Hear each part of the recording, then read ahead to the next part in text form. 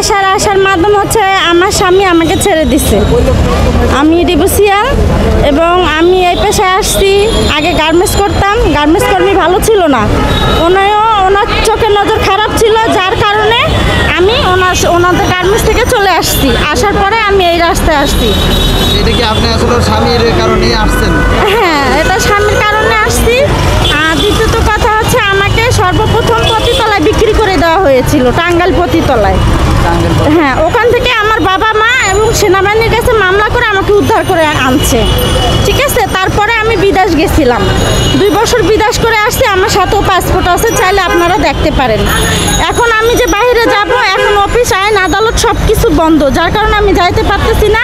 আমি ওই পতিতা মেয়েদের সাথে একসাথে সংগ্রহ দিচ্ছি, দেওয়ার কারণে আজকে আমাদেরকে এই যে দেখেন জায়গায় জায়গায় মারে মারে ফাটায় ফাটায় ফেলাচ্ছে, নির্যাতন করতেছে।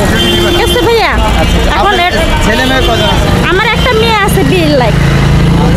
আচ্ছা, আজকে যেন আপনি যে দাবিগুলো নিয়ে আসছেন, আমরা দেখছি আপনারা অনেক দাবিগুলো নিয়ে আসছেন, যে আজকে আসার মাধ্যমে এটা আপনাদের কার মাধ্যমে আসছেন বা এখানে আমাদের একটা কমিটি দেখছেন না, আমাদের কমিটির আপারা, বড় বড় আপারা, এদের মাধ্যমে আমরা আসছি।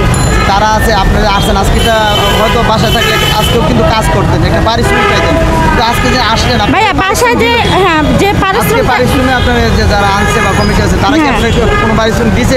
আপনারা সাংবাদিক ভাইয়েরা, আমি চাই আমাদেরকে যখন কোনো পাবলিক বা কোনো ছাত্র বা কোনো স্টুডেন্ট বা কোনো সাধারণ মানুষজন এইভাবে করে আমাদের শরীরে এইভাবে করে যখন আঘাত না করে, আমি আপনাদের কাছে আমার আপনারা যে এই ইয়ার আঘাতের শিকার হয়েছেন, সেটা কি ছাত্ররা করছে না?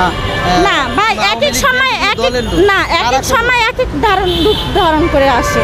এরা কারা আপনাকে আমরা চিনি না।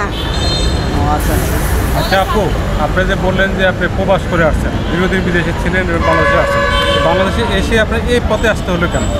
এই পথটা কেন বেছে? এই পথে আসতে হয়েছে ওই যে আমার স্বামী আমার সব কিছু লুটে নিয়ে চলে গেছে। তাহলে কি আপনি গার্মেন্টস করতে পারতেন না? গার্মেন্টসের বেতন তো হয় না ভাইয়া, আমার লেখাপড়া নাই। না, আমার লেখাপড়া নাই ভাইয়া, আমার লেখাপড়া নাই। অন্য স্বামীর কাছেও মানে আপনি এক স্বামী চলে গেলে অন্য স্বামীর কাছে না, এটা তো কিছুদিন ধরে। আর আমি যদি জানতাম যে এইগুলো হচ্ছে, তাহলে আমি এই পথে আসতাম না ভাইয়া। আপনি কি এখনো কিন্তু ইচ্ছা করলে আপনি একজন আমি চেষ্টা করব ভালো হওয়ার জন্য। ঠিক আছে, আমি চেষ্টা করব ভালো হতে এবং সহযোগিতা করতে। না, আমি ছেড়ে দেবো এই পথ। আমি আস্তে আস্তে স্বীকার করবো। অফিস খুলবে, আমি বাইরে চলে যাবো, আমার কোনো সমস্যা নাই। এই মুহূর্তে কোনো ছেলে যদি আমাদের ভিডিও দিকে কেউ অ্যাকসেপ্ট করতেছে, আপনি যাবেন কিনা? শুনেন ভাইয়া, আমরা পতিতা, আমাদেরকে আজকে অ্যাকসেপ্ট করে নিয়ে যাবে, বিয়ে করে নিয়ে যাবে, 10 দিন 6 মাস 1 বছর রাখে আবার ছেড়ে দেবে। মানুষের জীবনে দুঃখ কষ্ট থাকে, এই জীবন কেউ সারা জীবন রাখবে না। আমরা বুঝতে পারছেন, আজকে বিয়ে করবে 2 মাস 2 দিন 6 মাস পর ছেড়ে দেবে। কারণ আমরা যেহেতু পতিতা, জেনে গেছে তারা কিন্তু আমাদের দুর্বলতাটাই নেবে, ভালোটা কিন্তু দেবে না ভাইয়া।